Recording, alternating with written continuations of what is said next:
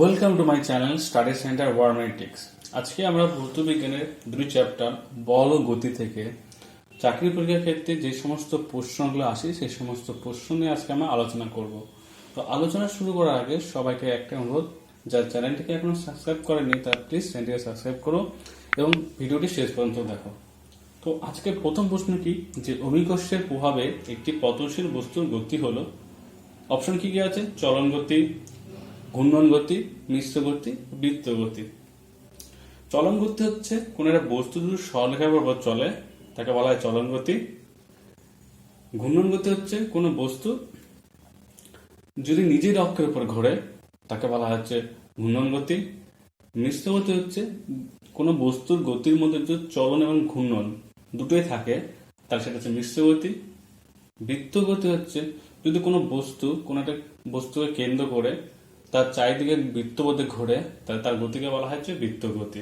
ঠিক আছে, এবার যদি আমি একটা কোনো বস্তুকে উপর থেকে ফেলে দিই, বস্তুটা সোজা নিচে এসে পড়বে, তাহলে বস্তুটা হচ্ছে গতি কি? একটা সরলরেখার উপর গতি। তাহলে পতনশীল বস্তুর গতি হলে কি হবে? চলন গতি। তো উত্তর কি হবে? এ। ওকে, কি উত্তর কি হবে? উত্তর হচ্ছে এ। ওকে, এবার আছে ঘূর্ণন গতি। উদাহরণ কি হবে? পৃথিবীর আহ্নিক গতি। আমি কি ঘূর্ণন গতি কাকে বলে? যে কোনো বস্তু তার নিজের অক্ষের সাপেক্ষে ঘুরলে তাকে বলা হচ্ছে ঘূর্ণন গতি। পৃথিবীর আহ্নিক গতি কি? পৃথিবী তার নিজের অক্ষকে কেন্দ্র করে ঘোরে, তাই তো, পূব থেকে পশ্চিম দিকে। তো পৃথিবীর আহ্নিক গতি হচ্ছে একটা ঘূর্ণন গতির উদাহরণ। ওকে, আবার বলতো লাট্টু যখন ফেলি তখন লাট্টু তার নিজের অক্ষকে কেন্দ্র করে ঘুরছে, তাহলে লাট্টুর গতিও হচ্ছে ঘূর্ণন গতি। এবার মিশ্র গতি কি? যেখানে চলন গতি এবং ঘূর্ণন গতি দুটোই থাকবে। যেমন গাড়ির চাকার গতি।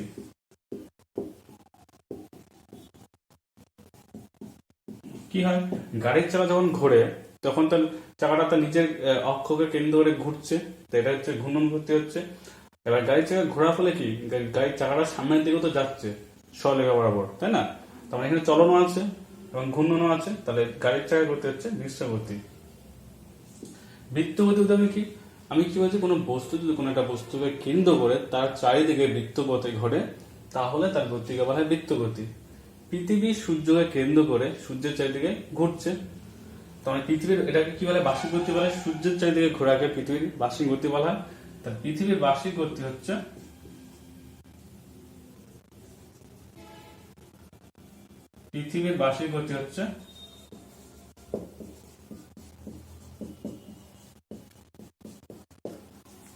বৃত্ত গতির উদাহরণ। ওকে, পরবর্তী কোশ্চেন হচ্ছে বক্রপথে গতিশীল কণার সরণ অতিক্রান্তের দূরত্বের কি হবে? অপশন এ কি আছে? বেশি হয়। অপশন বি কম হয়। অপশন সি সমান হয়। অপশন ডি কম বা বেশি হতে পারে।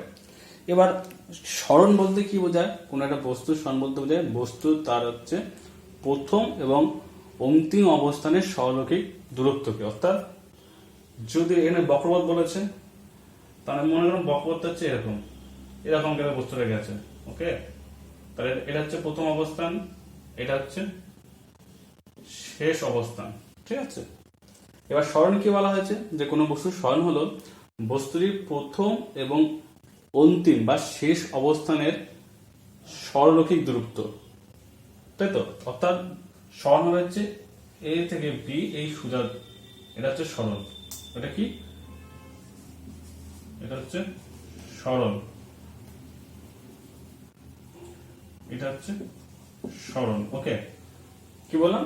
যে প্রথম এবং অন্তিম অবস্থানের মধ্যবর্তী সরলরৈখিক দূরত্ব হচ্ছে সরণ। আর দূরত্ব, অতিক্রান্ত দূরত্ব কি? বস্তুটা যতটা পথ গেল সেটা হচ্ছে তার দূরত্ব। অর্থাৎ দূরত্ব হচ্ছে এই যে, তাহলে কি বোঝাচ্ছে? তাহলে এই বক্ররেখাটা দৈর্ঘ্য বেশি হবে না, এই সোজা রেখাটা দৈর্ঘ্য বেশি হবে? অবশ্যই বক্ররেখাটা দৈর্ঘ্য বেশি হবে, তাই না? সোজা দৈর্ঘ্যের থেকে বক্ররেখাটা দৈর্ঘ্য বেশি হচ্ছে, তার মানে কি হবে? যে কণার সরণ অতিক্রান্ত দূরত্ব থেকে কম হবে। কি হবে?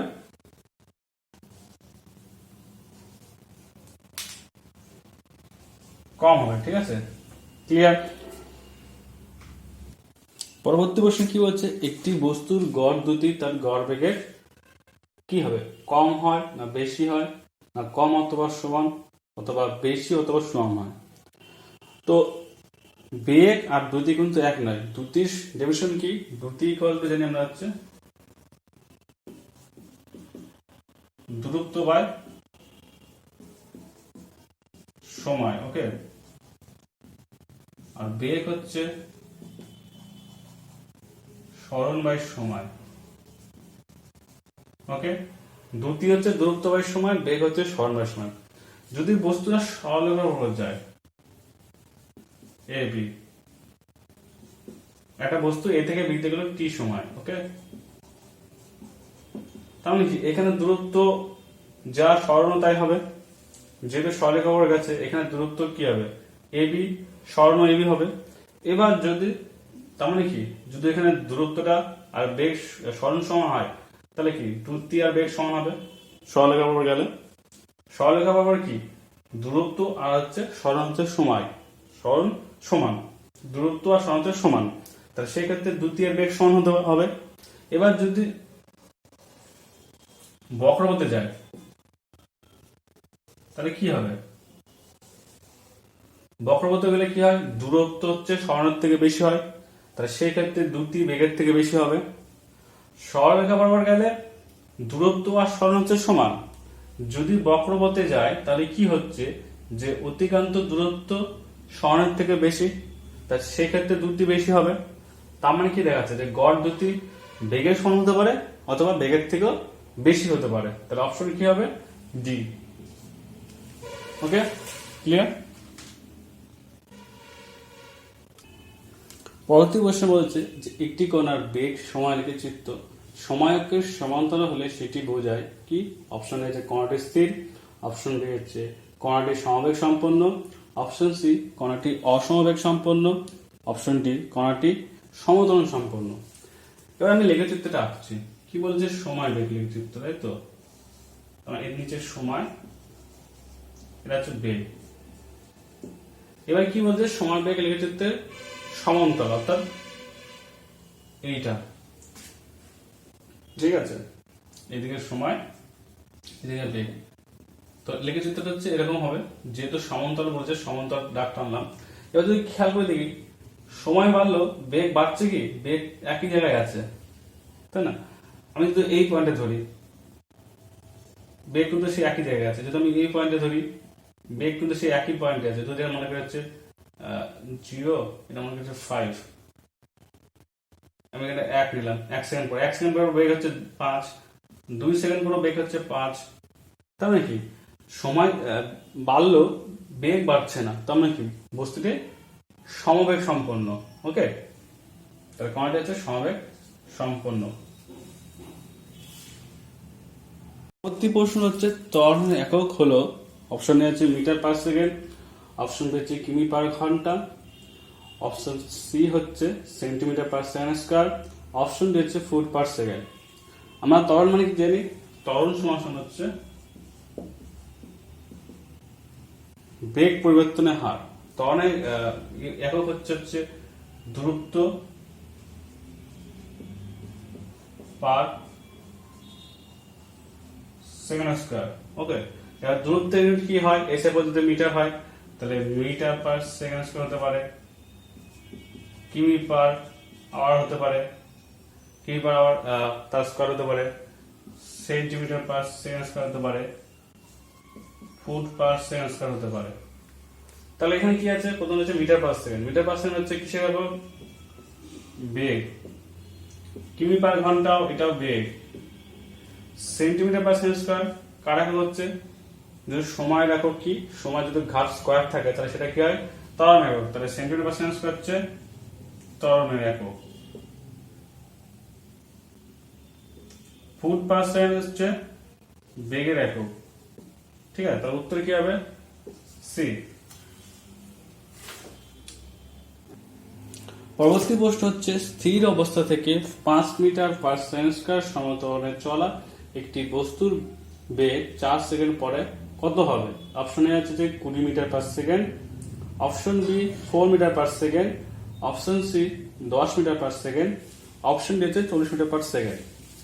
তো অঙ্কটা কি করে করবো, একটা ফর্মুলা আছে V equal to U plus F T. V হচ্ছে এখানে হচ্ছে অন্তিম বেগ, আর ইউ হচ্ছে প্রাথমিক বেগ, আর এফ হচ্ছে ত্বরণ, টি হচ্ছে সময়। ওকে, তাহলে আমাকে কি বের করতে বলেছে, এখানে ভি বের করতে বলেছে। ঠিক আছে, তো যেহেতু স্থির অবস্থা থেকে যাত্রা শুরু করছে, তাহলে ইউ এখানে কি হবে, 0 হবে। স্থির অবস্থার ক্ষেত্রে বেগ তো 0 হয়, তাহলে V equal two F T. F এর মান কত, 4 মিটার পার সেকেন্ড, 4। টি এর মান কত, এফ এর মান হচ্ছে 5, টি এর মান হচ্ছে 4। 4 আর 5 গুণ করে হচ্ছে 20। ইউনিট কি হবে, মিটার পার সেকেন্ড। তো উত্তর কি হবে, উত্তর হচ্ছে এ।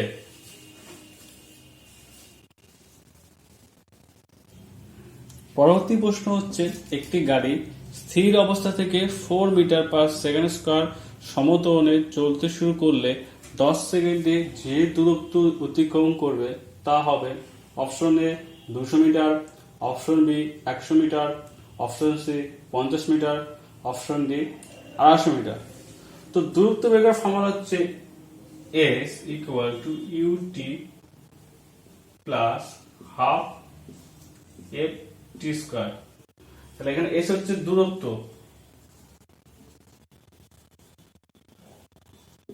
আমরা ইউ জানি, ইউ হচ্ছে প্রাথমিক বেগ, টি হচ্ছে সময়, এফ হচ্ছে ত্বরণ। যেহেতু স্থির অবস্থা থেকে যাত্রা শুরু করেছে, সুতরাং ইউ ইকুয়াল টু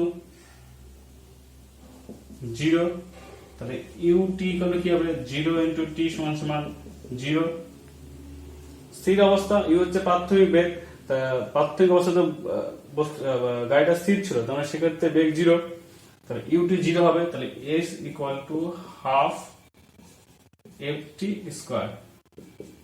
তাহলে হাফ এফ মানে হচ্ছে ত্বরণ, ত্বরণ কত বলেছে 4, টি স্কয়ার, টি হচ্ছে টাইম, টাইম হচ্ছে 10, 2 1 2 2 2 4, 2 10 স্কয়ার করলে হয় হচ্ছে 100, মানে 2 গুণ 100 করলে হচ্ছে 200 মিটার। তার মানে 10 সেকেন্ডে গাড়িটি 200 মিটার দূরত্ব অতিক্রম করবে। তাহলে অপশন হচ্ছে এ। পরবর্তী প্রশ্ন হচ্ছে, বলের পরিমাপ যে সূত্র থেকে জানা যায় সেটি হলো অপশন এ নিউটনের প্রথম সূত্র, অপশন বি নিউটনের দ্বিতীয় সূত্র, অপশন সি নিউটনের তৃতীয় সূত্র, অপশন ডি ভরবেগের সংরক্ষণ সূত্র। তো নিউটনের প্রথম সূত্র থেকে আমরা বলের সংজ্ঞা পাই। ওকে, বলের সংজ্ঞা পাই, বলের সংজ্ঞা মানে বল কাকে বলে সেটা জানতে পারি। আর নিউটনের দ্বিতীয় সূত্র থেকে বলের পরিমাপ জানা যায়।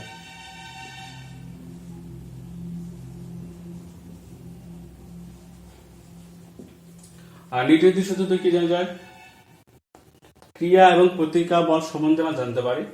ভরবেগের সংরক্ষণ সূত্র কি, যে কোনো বস্তুর ভরবেগ এটা সংরক্ষিত। ওকে, তো উত্তর তারিখ কি হবে, নিউটনের দ্বিতীয় সূত্র।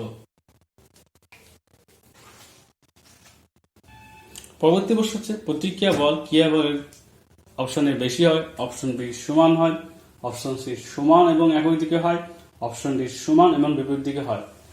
নিউটনের তৃতীয় সূত্রে কি বলা হয়েছে, যে প্রত্যেক বলের সমান এবং বিপরীত দিকে হচ্ছে প্রতিক্রিয়া বল হয়, তাই না? নিউটনের তৃতীয় সূত্রে কি বলছে, যে প্রত্যেকটা যে বলটা ক্রিয়া করবে তার সমান এবং বিপরীত দিকে প্রতিক্রিয়া বলের সৃষ্টি হয়। কি হয়, সমান এবং বিপরীত দিকে প্রতিক্রিয়া বল ক্রিয়া বলের সমান এবং বিপরীত দিকে হয়।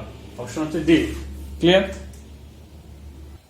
পরের প্রশ্ন হচ্ছে, বাস চলতে শুরু করলে ভিতর দিকে লোকেরা পিছন দিকে হেলে পড়ে কেন? অর্থাৎ বাস চলতে শুরু করলে বাসের ভিতর বসে থাকা লোকেরা পিছন দিকে হেলে যায় কেন? বাস, কোন একটা বস্তু দুটো ধর্ম আছে, এটা কি স্থিতিজাত আর হচ্ছে গতিজাত।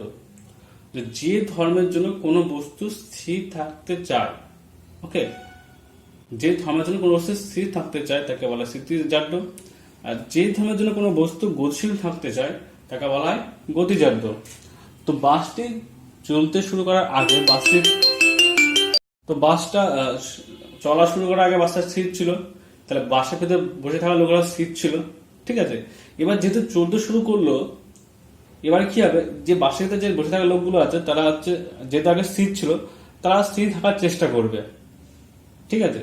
সেই জন্য কি হয়, যেহেতু বাসের আমাদের শরীরের নিচের অংশ বাসের সঙ্গে সংস্পর্শে থাকে, তাই বাস চলতে শুরু করলে নিচের অংশ চলতে শুরু করে, কিন্তু উপরের দিকে অংশ তখন স্থির ছিল, যেই কারণে আমাদের উপরের অংশটা পিছন থেকে হেলে পড়ে। তারা উত্তম কি হবে, স্থিতিজাত। আর গতিজাত উদাহরণ কি, এবার একটা রানিং বাস চলছে, হঠাৎ করে ব্রেক কষলে আমরা সামনের দিকে ঝুঁকে পড়ি, ওকে। তার কারণ হচ্ছে যখন বাস রানিং ছিল তখন আমার বাসের ভিতরে বসে থাকা লোকরাও রানিং ছিল, তার মানে তখন সব গতিজাত ছিল।